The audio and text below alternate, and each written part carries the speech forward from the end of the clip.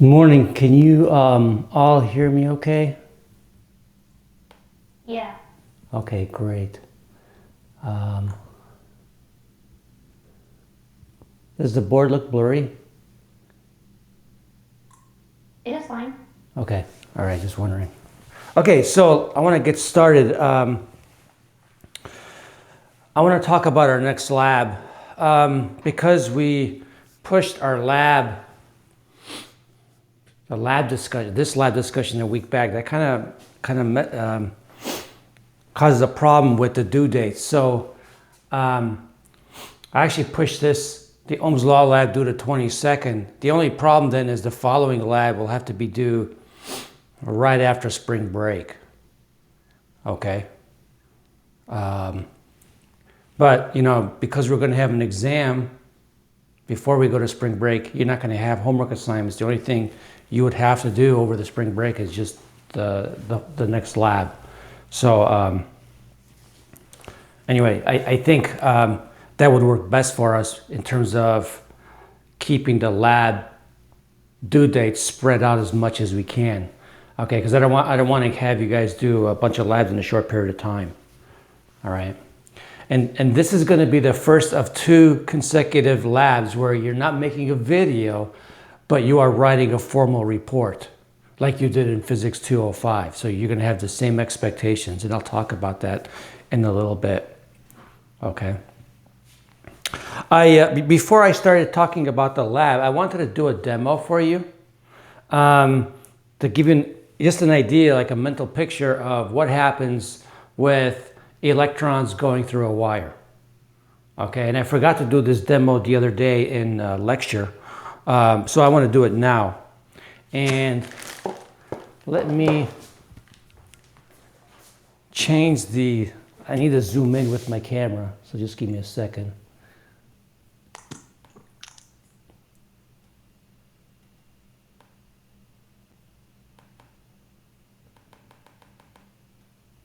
Okay.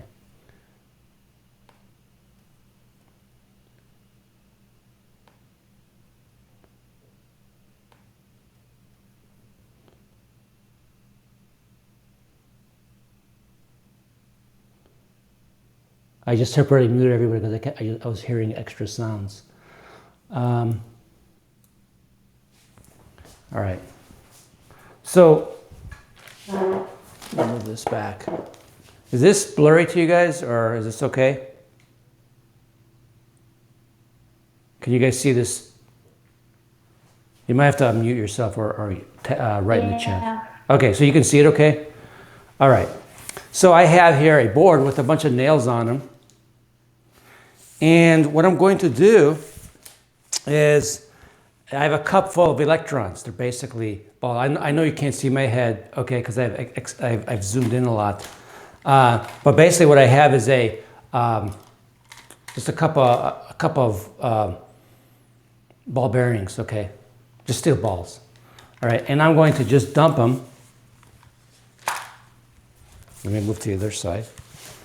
I'm just going to dump them here. And before I do this, I got to make sure the balls go into the bag. Okay.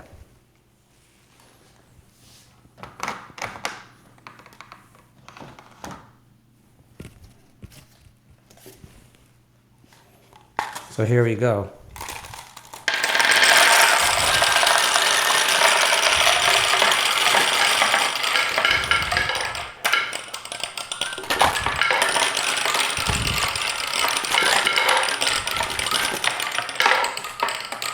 So what's happening is those balls that are constantly colliding with these nails, they represent the electrons in the atoms.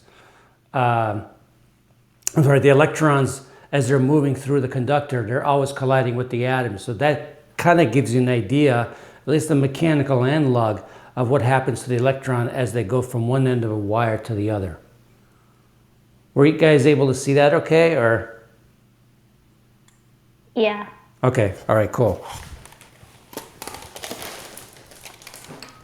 All right, let me move this out of the way.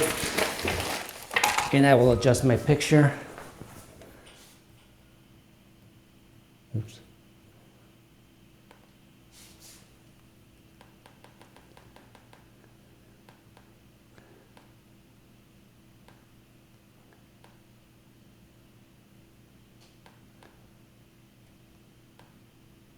Okay, so let's talk about the Ohm's Law lab.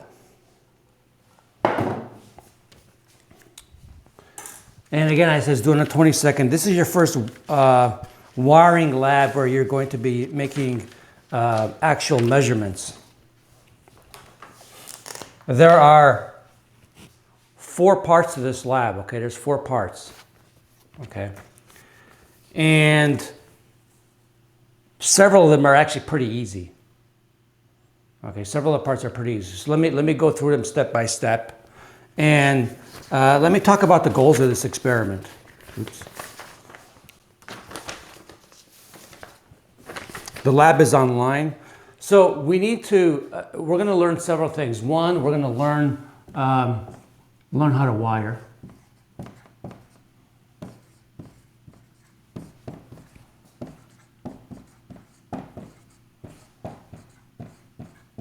Of course, we're going to be doing this over the next several labs.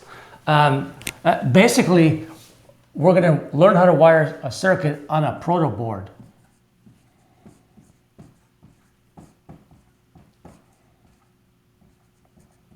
And it's a board that engineers use, for example, when they're designing and testing a circuit. Are we going to need to learn how to solder for this? Or are we going to have to solder for this? Or is it just using a breadboard wires? It's just breadboard. It's just basically all it is, and I'll show you a close-up of it. It's the little white board that comes with your kit. So basically, you're going to be sticking the resistors into the holes. And inside the holes are connected together in a particular pattern. And one of the things you got to do in this lab is figure out how the holes are connected so that you learn how to wire them. Okay. So there's no soldering that's needed in this course. Okay. Okay. Yeah, that would be cool if we had you guys learn how to wire, how to solder, but of course that's going to take more time. This is a little bit more efficient because these are a little bit easier to learn. Soldering takes time, or wire wrapping. I don't know if people wire wrap anymore. So we want to look at that. We want to verify Ohm's law.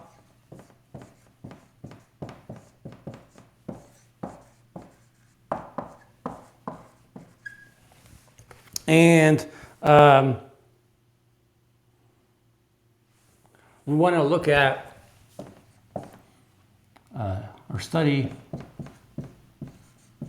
systems, I should say electrical systems, that don't obey Ohm's law.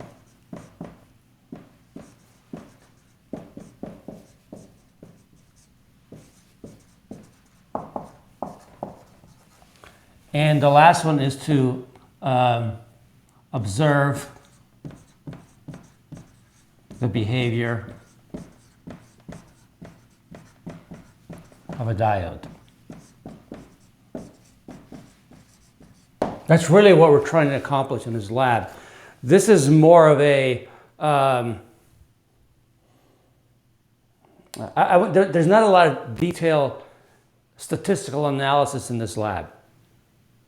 Okay, you're not going to be doing any air propagation in this lab, which I'm sure that'll make you happy. The next one is full of air propagation, but this one is not.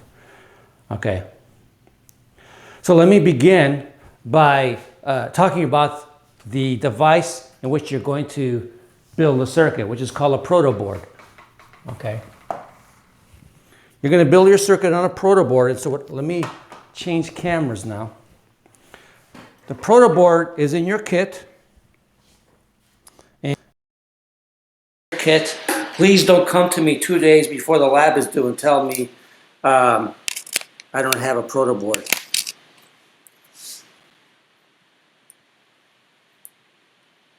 Okay, so I have the little camera. This device that you see here, can you all see that? Yes. That's the protoboard that comes in your kit. You see all the holes in it? So what you're going to do is put in your components in those holes. I'll give you an idea. So one thing I haven't talked about really is what a resistor is. So this thing is tiny, but in your kit you have resistors. And so this is one of them. And to use one of these resistors in the protoboard, you stick the resistor into the board. It's not cooperating. Like so. Okay, you stick them into the hole. You can see it. Okay, you just stick them into the hole like that. And then you can put the other one in a different hole. And basically you can try to figure out how to make your connections in your circuit. I have a fully wired one back here I'm going to talk about later. Okay, that's in a different protoboard. But one of the things you have to figure out is how are these connected? These replace basically junctions. Okay, we need to figure out how these are connected together. So underneath, inside the board, some of the holes are connected together electrically. So how do we figure out how they're connected electrically? Well, Is there a standard you can look up online for it? Yeah, but I want you to test for it. Right, because it's important to learn how to test things. So we're gonna use the multimeter, okay, and we're going to set it on a resistance, the lowest resistance setting, okay, which is a 200 ohm setting. And really the way to test for it is to measure resistance, measure something called continuity. If a wire is continuous, let's say you have a bad plug, and you're worried that the cable is not continuous. Okay. Let's say you have a cable, and you want to know that you want to see if it's broken. You want to see if it's broken somewhere in the middle. What you do is you take your multimeter and you put it on the ends of the wire. Okay, and if you get a very low resistance, like 1 ohm or less, then you know that this wire is continuous because a wire is going to have very low resistance. If you get OL on any scale setting, that means that you have a problem with your wire. And so what you're going to do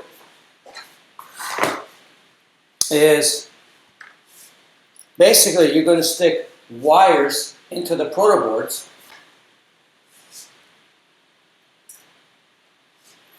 And I'll show you real quick.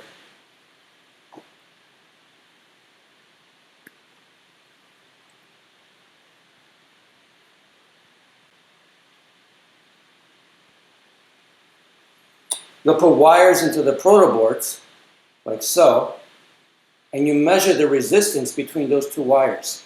If the resistance is 0, then these two holes are connected. If the resistance says OL, then you know they're not connected.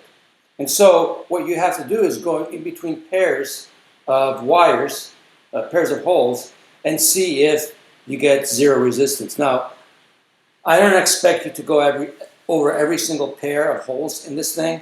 You will see a pattern. It'll be easy to see the pattern. And once you understand the pattern, then you're done. Does that make sense? Yes. Okay. Yeah, so I mean, it's important to learn how to test things. I know we can look up things online, but that's not what we want to learn. We want to learn how to actually use electronic equipment and test things. Okay, because that's going to be an important skill for most of you folks who want to be an engineer or a physicist. So this will go pretty quick. So you're going to measure the resistance between pairs of holes and observe a pattern. And so then you'll know how these are wired. And then you'll be able to build your circuits. Okay. So in the lab itself, what you'll do is you have a picture, and you're going to draw on here how it's wired. You can use a drawing tool on the computer. Use something colored, and you can show me how the holes are wired. Is everyone clear on that? Can I ask a question? Yeah. So how are the holes connected to each other on the bottom? Underneath? Yeah. I'm not sure exactly how they're constructed. They're probably just a piece of metal. Well, no, I mean, actually, I have to think about that. I don't know exactly how they're connected underneath because I've never taken one So apart. like when you put two wires, how do they get connected to each other on it? Well, it's hard to see on these, but underneath the plastic, if you look at it real close, there's metal underneath. There's basically So is it just metal to metal contact? yeah, it's basically something like this. These are pieces of metal.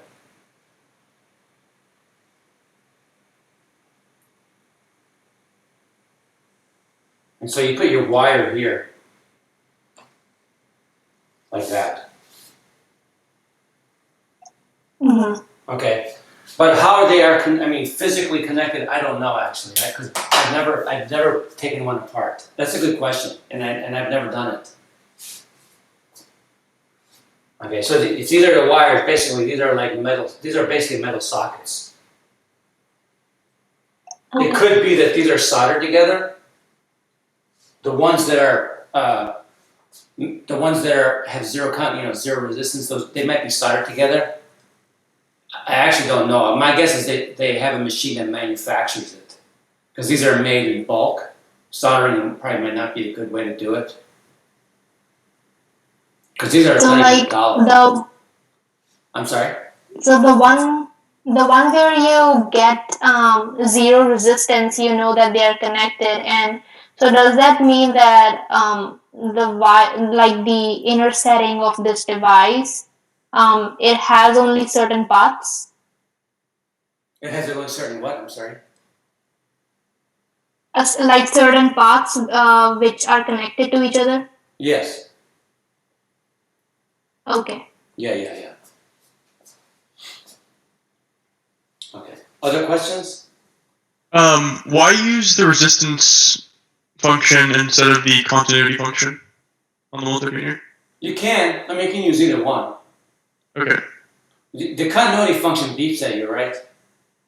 On some multimeters, yeah. Yeah. The ones we have, they beep. And when we do it in the lab, so the meters we normally have in the lab, if I remember correctly, don't have a continuity function. I can't remember. So if you use what the multimeter does is if the resistance is below 10 ohms, it beeps at you. It acts like a continuity tester. Yeah. Okay, so they all vary. But yeah, this one, the little one, I'm looking at it right now. It doesn't seem like it has a continuity tester, but the big one does.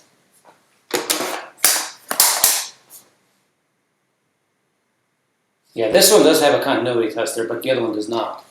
And you can use either multimeter. Okay. So before I go on and talk about the next part, I need to talk to you about the multimeter itself. Because I promised you folks to discuss about how to replace the fuse on this thing. Okay, so the back of the multimeter. So I took off the red casing because otherwise it would take me too long to take it apart. Okay, so I took these off. All right, so let me switch the camera.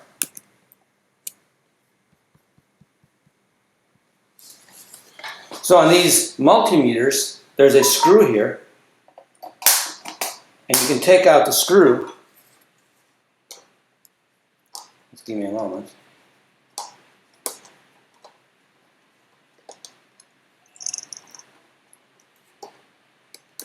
And if you look where the battery is,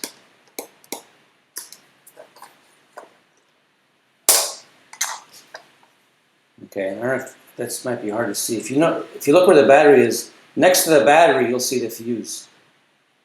So if that fuse goes bad, you'll have to replace it. Let me pick the battery up.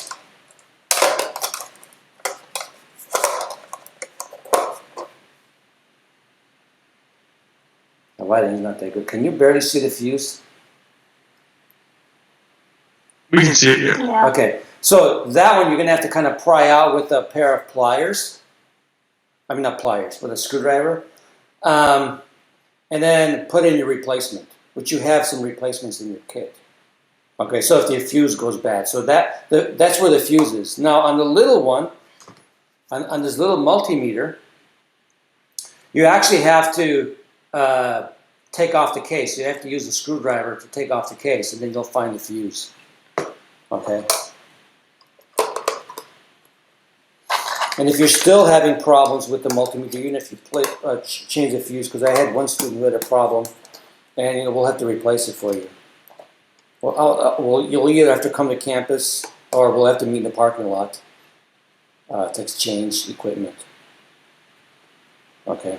But if you let us know ahead of time, we can make arrangements to do an exchange of equipment if needed.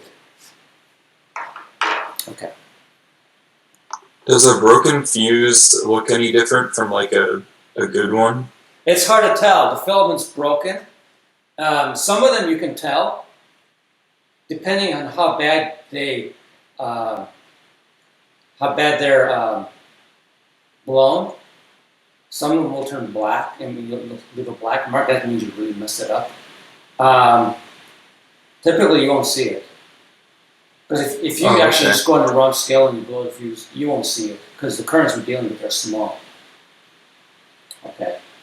And if you really want to test it, you have to take that out, take the fuse out, and guess what? You measure the resistance, you measure the continuity across the two terminals. Okay? That's why learning how to measure for continuity is important, because you can test it. For example, a fuse is okay. So if you measure the resistance between the two ends of the fuse, if you get OL, that means it's bad. You blew the fuse. Does that answer your question? Yeah, thanks. Yeah. So I want you all to become comfortable with testing your multimeter, making sure it works. Okay. One of the goals of the lab is to get comfortable with using laboratory equipment. Because that's what a lot of you folks are going to be doing in your careers. You're going to be using equipment, and you're going to be using sophisticated equipment. You're going to be using multimeters that are probably 10 times more expensive than what we're using. And so you need to develop those skills. So don't hesitate to open that up and test the fuse and see if it's okay. All right. I want you to get comfortable with using this equipment. Now, that's really one of the goals of a lab, is to be able to learn how to play with equipment. Okay. And if you have questions about the equipment, don't hesitate to ask. All right, so what I want to do next is talk about, really the basic part of this lab is Ohm's law. And so you're going to be given a simple circuit. You're going to be given basically a resistor and your power supply and your multimeters, and you're going to be measuring voltage as a function of current. And this will probably be one of maybe the second or third circuit you've built, because you've already done the multimeter quiz. And if you think about it, it's the same circuit, similar circuit as in the multimeter quiz, except you're replacing the bulb with a device called a resistor. So you're going to have your power supply, and it's variable. Okay, our power supply is variable, but it's kind of a cheap power supply, right? And we're going to put a resistor in it, and we're going to measure current. And that's it. So remember in the multimeter quiz when you measured the current through the bulb? You all remember that? Yes. Oh, it's the same thing, except that you're replacing the bulb with the resistor. Okay. So what does a resistor look like? That's one thing I haven't shown you yet. Well, I showed you one. So resistors come in all different sizes. So I showed you one a little while ago. They're tiny. They're not all tiny. So this is one of the resistors that we'll be using. Okay, you see how small that is? And the reason why it's small because it has a lower power rating. The resistors can become quite large if they have a higher power rating. So this one's an 1/8 watt resistor. And so basically, you want to make sure that when you're using this resistor, the total power output, or the total power that's dissipated by this resistor is less than 1/8 of a watt. If you go above 1/8 of a watt, you will feel this resistor get hot. And if you go well above 1/8 of a watt, it'll start smoking. Okay? And then it'll be useless after that. So I think if you watch the videos that I put on Canvas, that one guy, Electroboom, he does a measurement with a resistor, and he purposely puts too much current through it. You get to see what happens to the resistor. It just starts smoking, and then it's dead. Okay. It's going to be hard for you to do that with this lab. Now, on a resistor, there's a color code. And this thing is so tiny, you can't really see it. Okay. Oops. Can you see the different stripes on it? They're too blurry to see currently. Okay, maybe I'll play with that. Do you see the little different color strips on it? Or is it still blurry? It's just so blurry, you can barely see them. Okay, maybe it might be too hard. Sorry. Okay, I'll just describe it. There's different types of resistors. The ones we typically use are of this shape. And then here's your wire. And there's a color code. I don't have brown. I wanted to use brown because ours is brown, but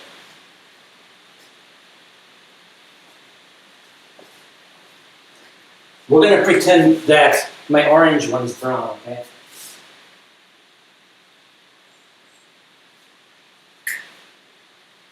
So you'll have like 3 strips, 3 colors on them. And in fact, this is the one you're going to be using in the lab.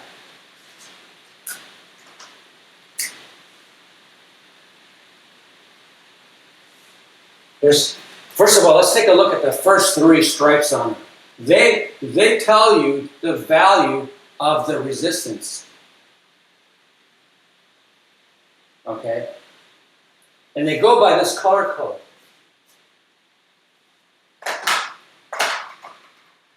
So black,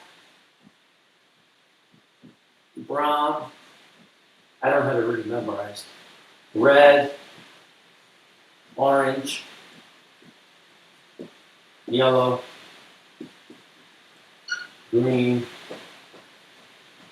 blue. I have it memorized up to blue. Okay, and then I forgot the other 2.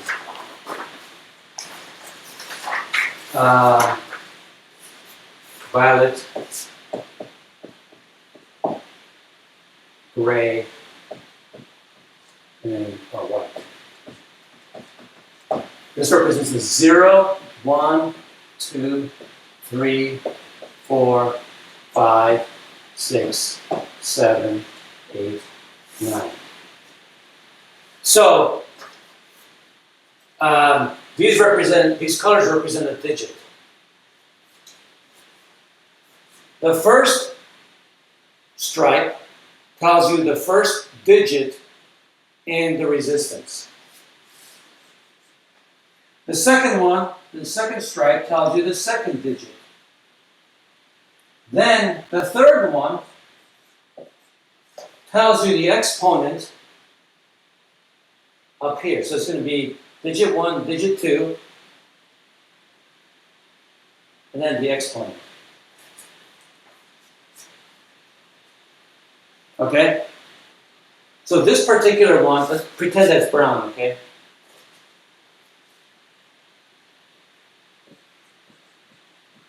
I didn't have a brown marker. So pretend that's brown. This is the resistor you're going to be using. Okay, so let's pretend it's brown. So that one's brown. I put a 1 here. The black one is 0. And then the exponent, red, is 2. So the resistor is 10 times 10 to the second equal 1,000 ohms. Okay, so in your lab, the lab itself, I did put a color code chart. So let me show you the color code chart.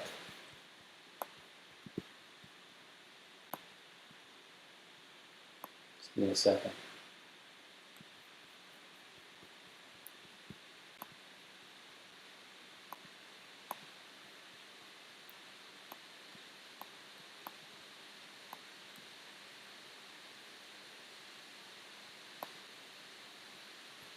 Okay, there's a color code chart right there.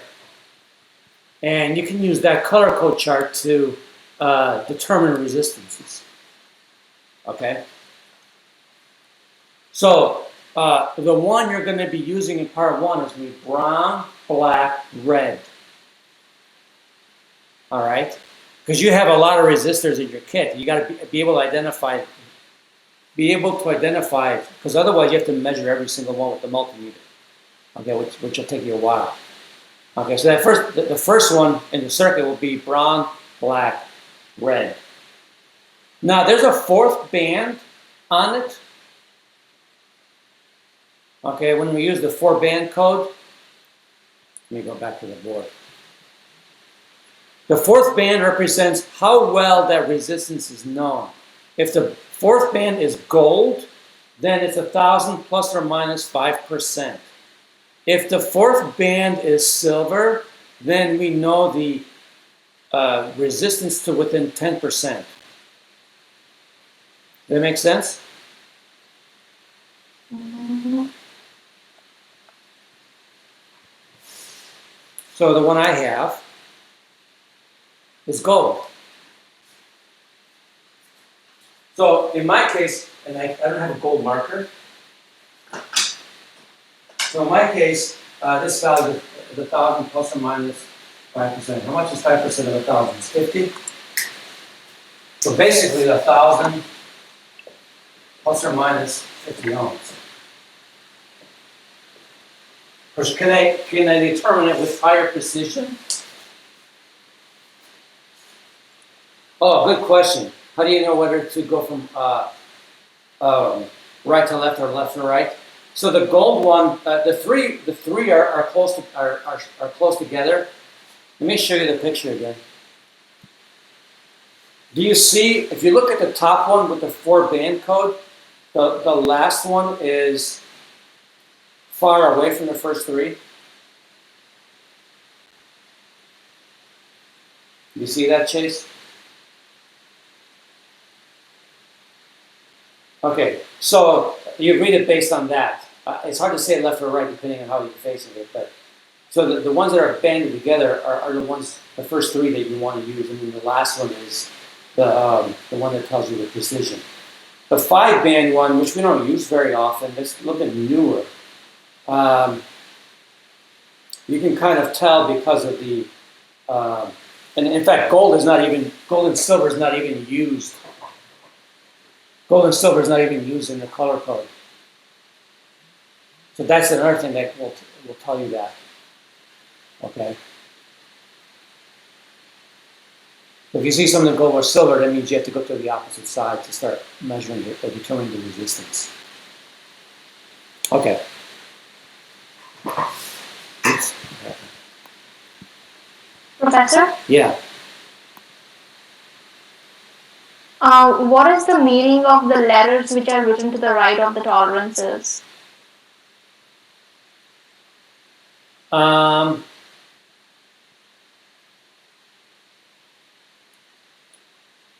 Actually, to be honest with you, I don't know, and I think there's a footnote that goes along with that, which I didn't give to you guys. Okay. I didn't give you the footnote associated with with it. There's footnotes associated with the card. This basically is a picture from a card. Okay.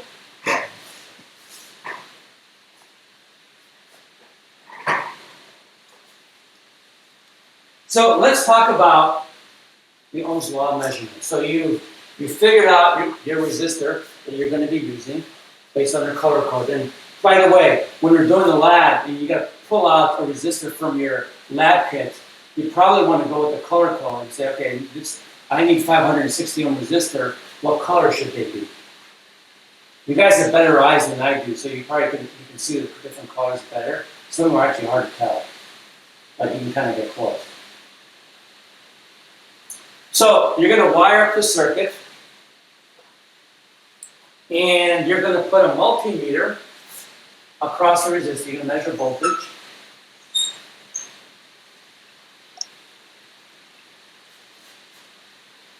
So let me tell you my recommendation. So you're going to be using both multimeters for this measurement. Okay, you're going to be using both multimeters for this measurement. I highly recommend to use the big multimeter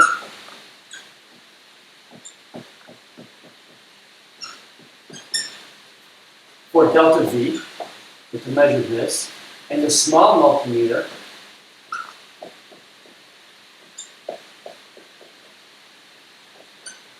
to measure the current. Why am I saying that? Because on the small multimeter, oh wait, by the way, make sure you turn them off when you're not using them. I just left mine on, it'll kill the battery. The small multimeter, if you try to measure voltage, you're not going to get very good. You're not going to get a lot of sig figs because the scales are either 200 or 600 volts. Oh no, there's smaller increments. Sorry. But you can actually measure lower currents with this. So why don't you use a small multimeter to measure current, and the large one, which gives you more sig figs, to measure voltage. Okay? That's what I recommend. So this will be the small one, this will be the bigger one. Okay. So you're going to be measuring on the vertical axis, delta V, on the horizontal axis, the current. And if that resistor obeys Ohm's law, they're designed to obey Ohm's law, then you should get a straight line. What's the slope going to give you?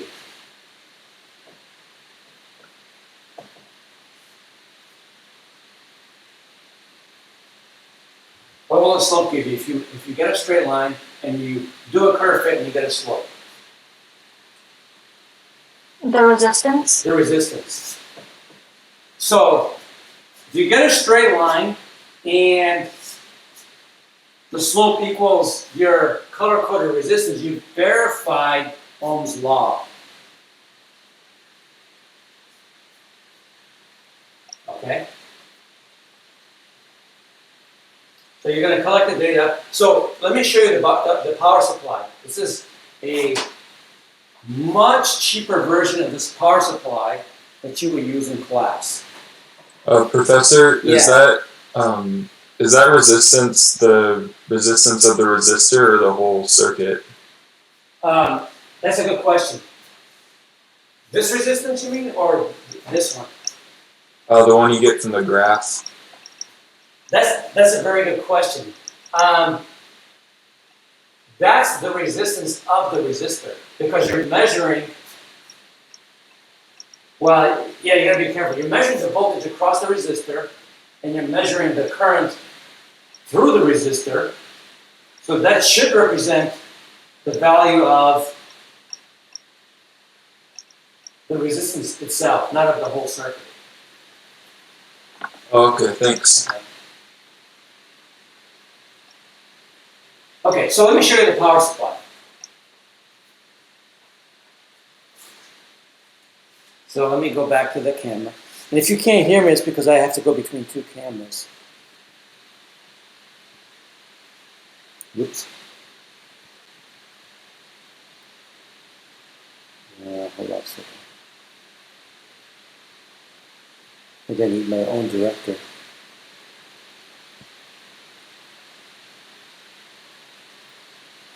Okay. This is your power supply. Okay. You see the dial under the red dial that you have to adjust with a screwdriver. That's Yes. You can use a screwdriver and rotate this screw to adjust your power supply voltage. If you look real closely at it, you have seven different settings. They go from 3 volts to 12 volts. Okay, so you're going to be measuring voltage versus current. Obviously, you're going to be measuring the current with the meter. You'll be measuring voltage with the other multimeter. You're measuring voltage versus current. The voltage is going to be based on what these settings are. And these are not super accurate because they only give you 1 sig fig. That's why you need the multimeter value. Let me show you the other end of this thing.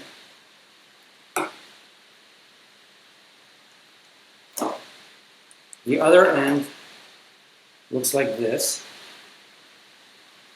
And in the box,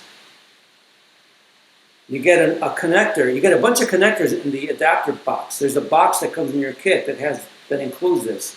And there's an adapter. One of the adapters is this guy, which I've taped to the board. This is the last part of the lab. So I've taped it to the board so that it doesn't move around. And you can put your wires into that one adapter. It's green on one end. Okay? And so basically it connects to this like so. Tyler did make a video for this lab, so we also have a video on YouTube for this lab. And if you have further questions regarding this equipment, let me know. But this is the wire, the cable to the power supply. And this is one of the adapters that comes with this supply. Okay, it's just basically you can use it for a charger or whatever, but it's variable voltage. So it is a very cheap power supply. It doesn't have the greatest characteristics in the world, but because we're going to be running low currents, this will suffice for us. Any questions on the power supply?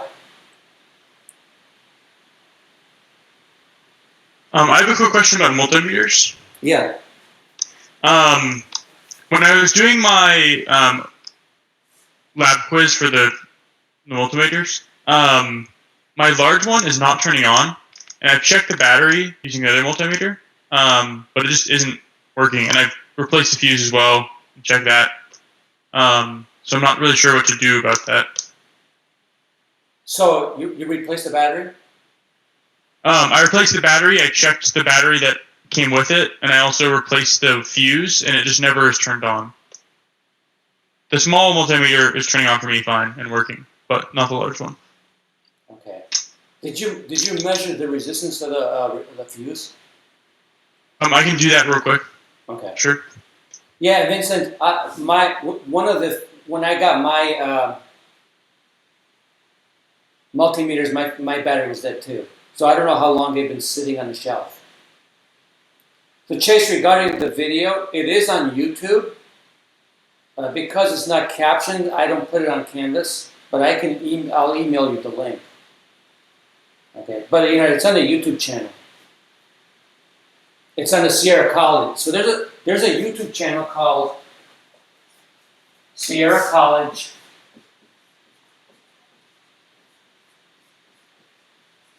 Physics and Engineering.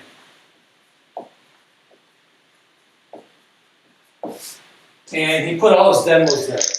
But he hasn't had time to caption them. And so I can't put them. I mean, they have auto captioning, but the college wants me to go in and caption them myself, and we haven't had time. But when Tyler made the videos, he was very careful into making sure that the words in the auto caption pretty much match what he says. Okay, there's just no grammar in the auto caption. Okay, so but you can watch the video on YouTube if you want to see that. Are there questions?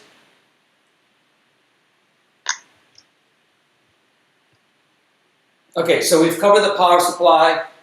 Again, if you have questions on the power supply, let me know. If the multimeter is not working, then we'll have to make arrangements to swap them, either with me or with Tyler. So any correspondence. Hold on, let me change the camera. Any correspondence involving laboratory equipment should include me and Tyler in it. And then Tyler can't email you from Canvas because he has no access to Canvas. They don't give him access to Canvas. So if you can use a different email, that would be great. Because otherwise I have to look up your email. Okay, because one student I had to look up their email so that Tyler can email them. Okay, I'll email about you then. Yeah, if you could email both of us, that would be great. And Tyler's email is P. Hickox.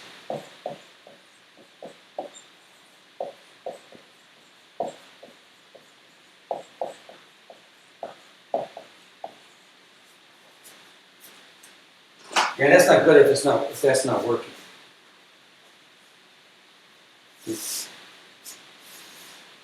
Okay, so email both of us. Depending on when you need it, and if I can be on campus, because I can be on campus, for example, on Wednesdays, I can come to campus on Fridays, then I can swap equipment with you. I can just go in the parking lot. Otherwise, what Tyler can do is he will actually leave stuff at the front door. Okay. I mean, worst case, I have another multimeter I can use that I use for work and stuff. But I'll probably figure this out anyway too. Okay. Okay, cool. Any other questions regarding this part? I have a question. Yeah.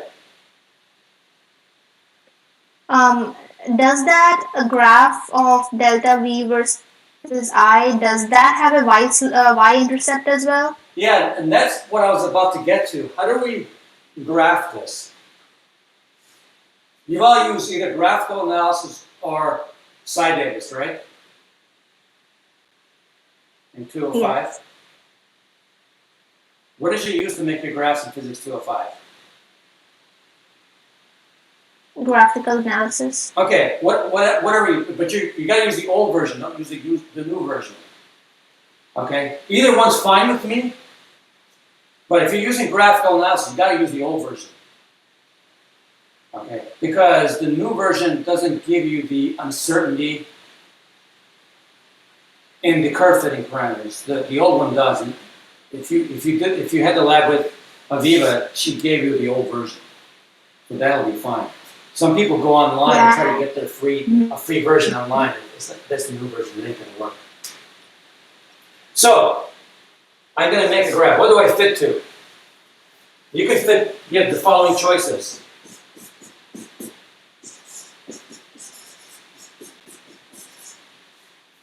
Which one do you think I would choose?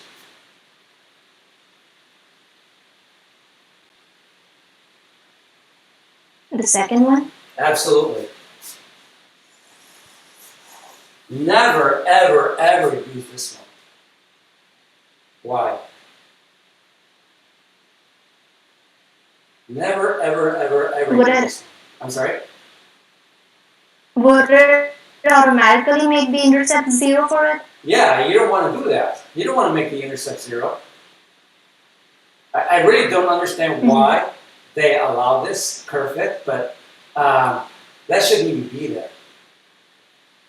If you have a calibration error in your instrument, that'll show up probably in your y-intercept. So you should never use that.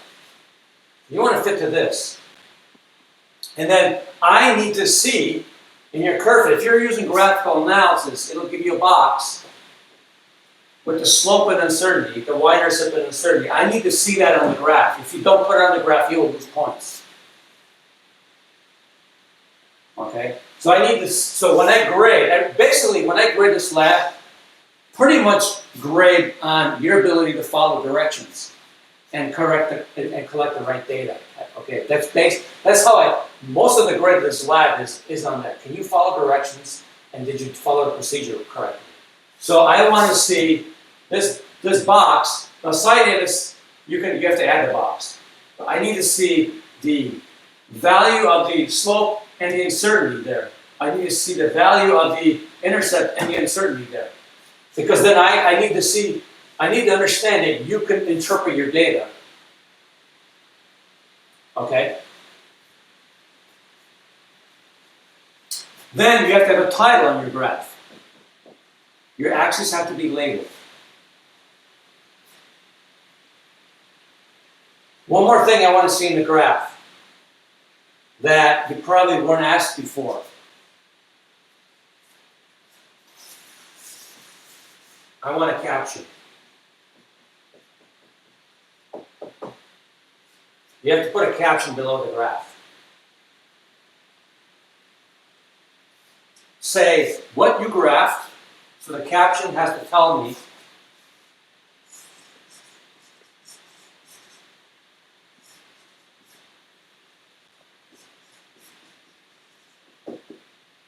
so you say graph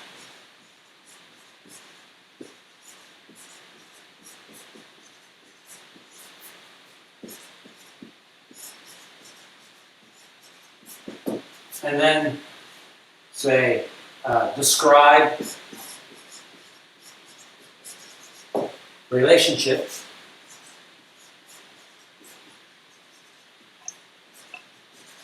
between variables.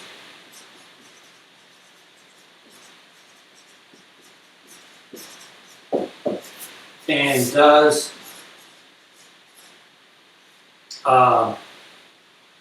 the curve fit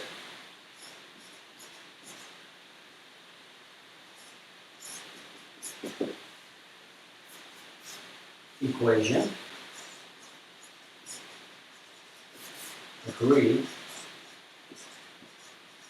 with the data,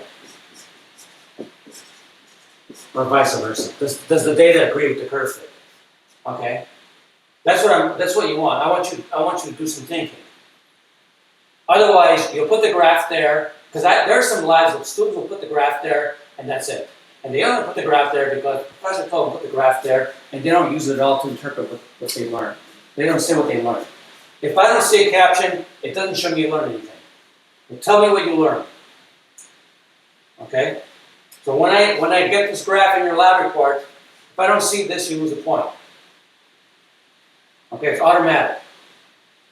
Now there will be some graphs where you cannot answer the last thing. Yeah, I understand that. Okay? So that's my expectations in your graphs. Is everybody clear on that? Is that box? Is that where it has like the y-intercept and all that? This one, yes. Oh, okay. Thanks. Yeah. Rata, you had a question? Yeah, usually when we find, like, although we are not finding uncertainty ourselves here, but when we do find the uncertainty, we keep it to one digit. Do you want us to keep it to one digit in the box? No, only when you report it. In other words, there'll be a part in the lab where you write down what the uncertainty is. Okay. I don't care how many sig figs are in the box, actually. Because I just want to see that you know what you're doing. Right? It's when you write it down in the lab itself. So let me switch windows.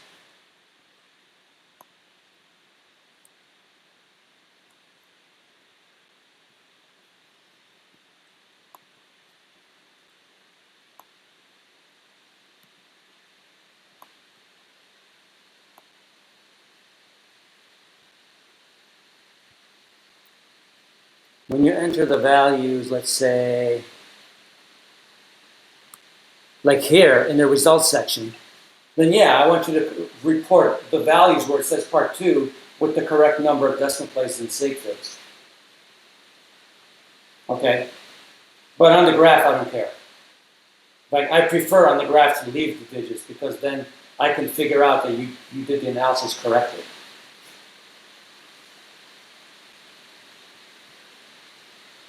Okay. Professor, Yeah. on that graph which we have for delta V versus I, Yeah. would the resistance measured using this graph slightly? Will it be different? Sorry, you cut out. Are you asking, will there be a systematic error? Yeah, like with, I'm sorry, you're cutting out. yeah, it's like with time the delta V, it would decrease, right? What? Because the source is getting used up. It's a power supply, though. Are you getting the power from a socket? Yes. Yeah, you plug it in, right? It's not a battery. Okay.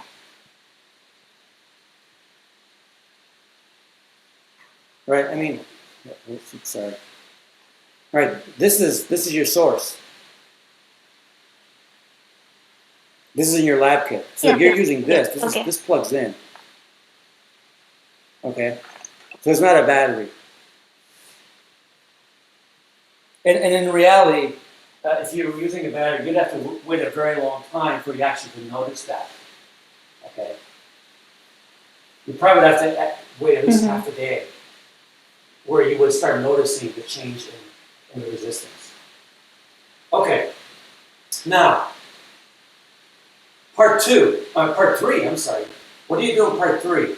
Part 3 is the same circuit. Oh yeah, by the way, 7 data points. Because there's 7 settings on that power supply. So the next part, you replace this with the bulb. So it was very difficult to find a bulb that would work with this power supply.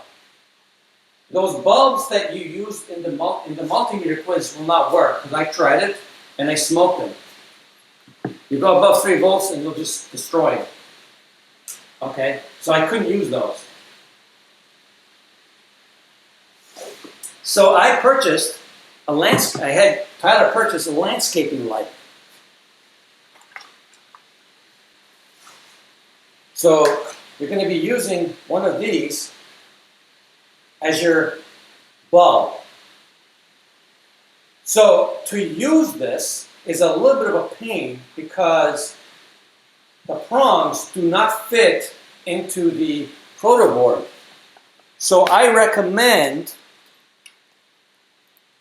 that you use the extra alligator clips that came with your kit and you attach these to the alligator clips. The other ends might be banana plugs, but you can easily connect the wires to the banana plugs.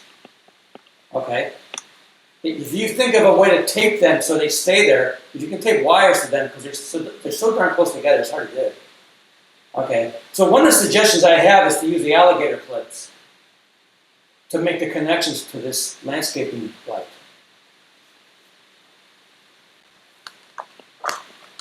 Okay. So the current is going to be higher in this particular case. In fact, let me show you data. See if I can find the data. Let me find the data in my file, and I'll show you the data.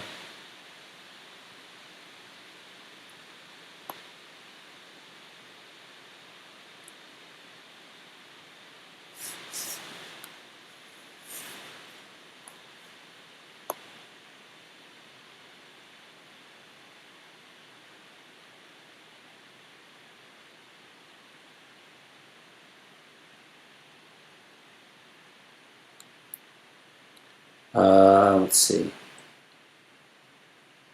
Okay.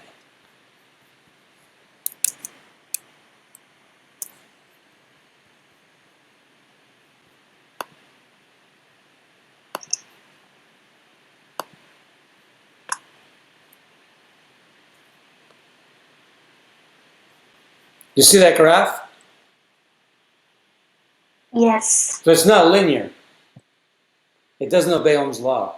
But the current's going to be higher in this one. You're going to go above an amp. So you got to use a 10 amp scale. Okay? So for part 2, or for part 3, sorry, you need to use a 10 amp scale.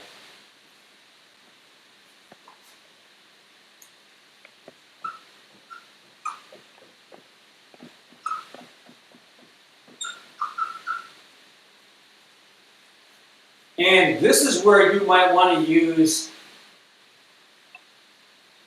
the big multimeter to measure I, because it'll be more precise.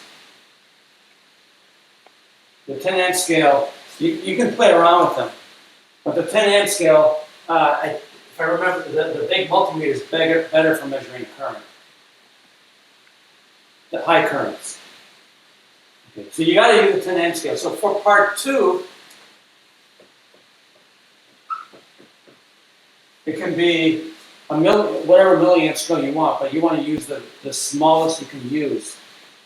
Okay, so how do you know in part 2 which scale to use? I'm telling you for part 3 you got to use 10 amp, and I want to be in the safe side. I don't want to blow fuses. Okay, but what about part 2? You start at the 10 amps and work your way down. Yeah. So well, what you want to do is set your power supply to 12 volts. And measure your current at 12 volts at the 10 amp scale, just like you said, Vincent. Okay, and then you work your way down. But can you calculate the maximum current? If that's 1,000 ohms, can't you just take 12 volts over 1,000 ohms? How much is that? 12 milliamps? So you're going to be below. You're going to be 12 milliamps or below. So isn't that true? You can use a 20 milliamp scale. Yeah. Okay. And the reason you want to use the smallest one because that gives you the most decimal places. It'll give you the most sig figs. This one you're kind of stuck. You want to use a 10 amp scale because you're going to eventually go above 10 amps. You do not want to switch scales. You do not want to switch current scales in the middle of an experiment. Never do that. Why?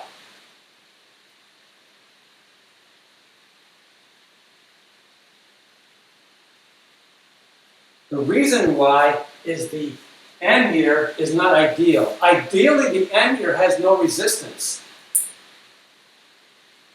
But in reality, it does have resistance. Its resistance is not zero. In fact, when you go to a lower and lower current scale, this guy increases. So in fact, if I go to the 20 milliamp scale, the resistance is going to be higher than the 200 milliamp scale. So even though I'm going to get more precision, I'll probably lose a little bit of accuracy because the resistance will be higher on the 20 milliamp scale. But it'll probably give you more digits. So there's a trade-off, okay? There's a trade-off you have to think about here in terms of what scale should I use and how this is going to affect my circuit.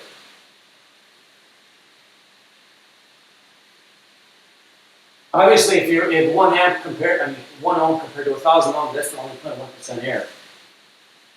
Okay. If you're in a 20 milliamp scale, I forget what the resistance is on 20 milliamp. One can measure that pretty easily. You can just set one multimeter to the amp scale and the other one to the resistance scale, and use the one on the resistance scale to measure the resistance on the amp scale. Okay, you can measure that directly. So that's an issue you want to think about. This thing is not ideal either. Ideally, You want its resistance to be infinite. Ideally, you do not want any current to go this way, but some does.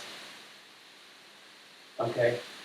So this does affect the results. You probably won't see it, because this resistance is about 100 million ohms. It's 4 or 5 orders of magnitude higher than this one. If I gave you a resistor that was 100 million ohms, you would definitely see the effect. Because then it would take half the current.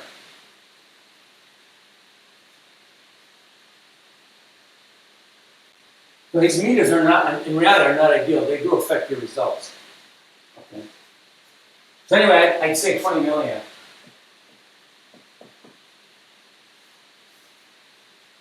Okay.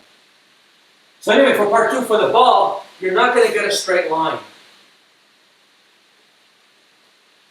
You're going to get 7 data points. Do not plot a straight line.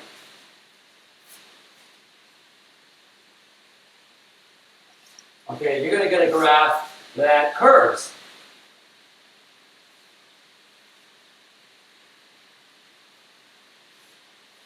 What do you fit it to?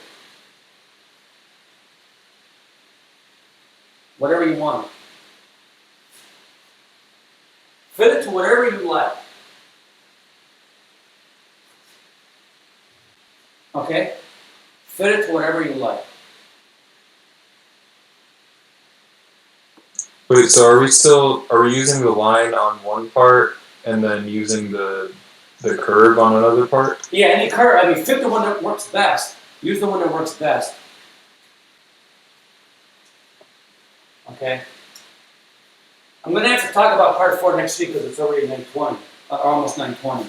So I got to talk about the last part next week. So for this week, you should actually focus on doing the first 3 parts. Okay?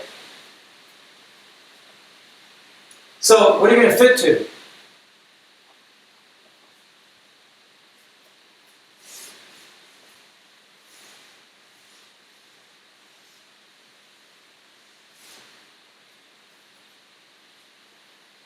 You can do a quadratic.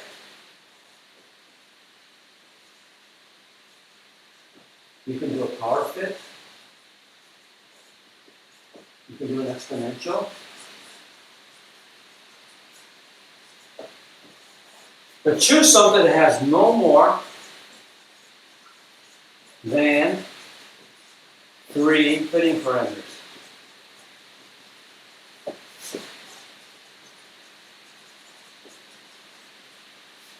Okay, so choose something that has no more than 3 fitting parameters. Because you can choose 100 fitting parameters, and it'll fit good. But can you explain all the fitting parameters? You want to keep it simple. Because this is a trying to model system. But if you're trying to model a system with a ridiculous number of fitting parameters, ain't going to help you. So no more than 3 fitting parameters. I will take off points if you use more than 3 fitting parameters in your curve fit. Both graphical analysis and Davis allow you to define your own curve fit. I will talk to you about it next week. I don't have time today. I guess my discussion took too long. Okay, so next week I will talk to you about part 4. If you don't know what a fitting parameter is, you took 205 here, Chase? And so you did curve fits to your data, Chase? The letters, so when I fit y equals mx plus b, what are they called fitting parameters? The m and the b are fitting parameters. Okay, that's what they're called. Okay, so those numbers that the computer is generating for you, calculating for you, those are called the fitting parameters. Okay. I just want to make sure everybody took 205 here, right? Anybody not take 205 here? Because we actually tend to be a little more detailed in our analysis than probably other schools, even universities.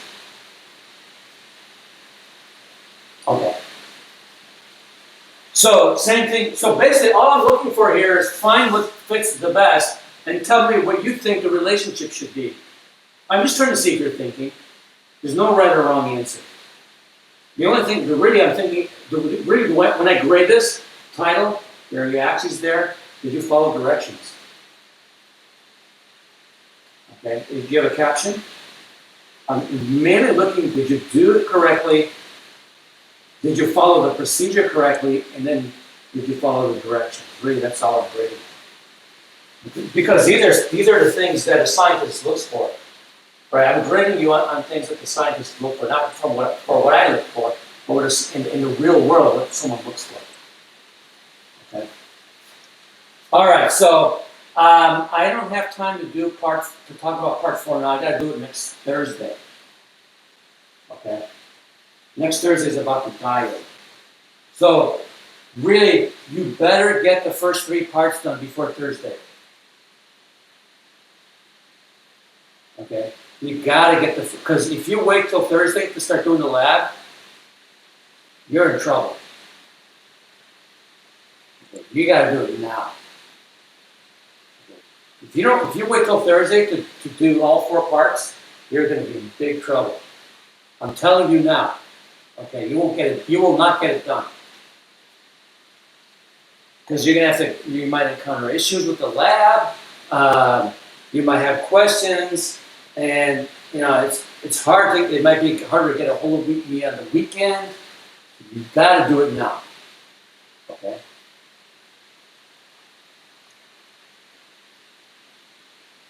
Why does resistance decrease with current? Basically. You need a smaller resistance to measure higher current. If you make your resistance too big, you will actually limit the current in your circuit.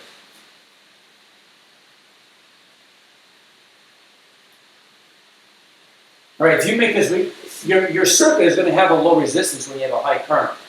If you put a big resistor here, then you're going to limit your current. Does that make sense? If this is 1 ohm, and this thing is 100 ohms, then you're going to mess up your circuit. So you need to have this. If this is 1 ohm, you need this to be like 1/10 of an ohm, or I'm sorry, 100th of an ohm or less. So, what was the purpose when you said that if you measure low currents, then the ammeter has higher resistance?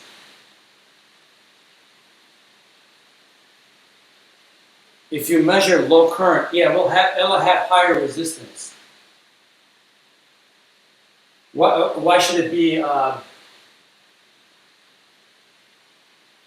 You're asking why should it be? Why should you make it higher? Yeah, why does the resistance increase with the low current? So you can get more precision. So it's more sensitive to that smaller current. Okay. Basically, you're increasing. So doesn't that flow of current, how much current is passing through the circuit, does the ammeter then affect it? The ammeter affects your circuit, yeah. But then if its resistance increases, does that decrease the current what would normally flow through it? At low currents? Yes. Yeah, again, what you want to do is you want to make sure that this resistance is still smaller than the resistance of your circuit. Ideally, you want this to be much smaller than this. So it comparatively increases, but it is still much less than our resistance. Correct. Yeah, you got to do that, otherwise you're in trouble, right? Yeah. Okay. Yeah. If we were on campus, I'd do a lab where this is 1,000 ohms, and this is 1,000 ohms. It's a really old voltmeter. Okay, and then you're going to really see how messed up things get. You don't want that. It was much more difficult in the old days to make measurements because it was hard to get something with either high resistance or very low resistance. But nowadays with solid state technology, we can do things much more precisely. Okay, I need to run because my next group starts in 4 minutes. So get the first 3 parts done this week. Please bring your questions next week, okay? All right. Sorry, I had to run.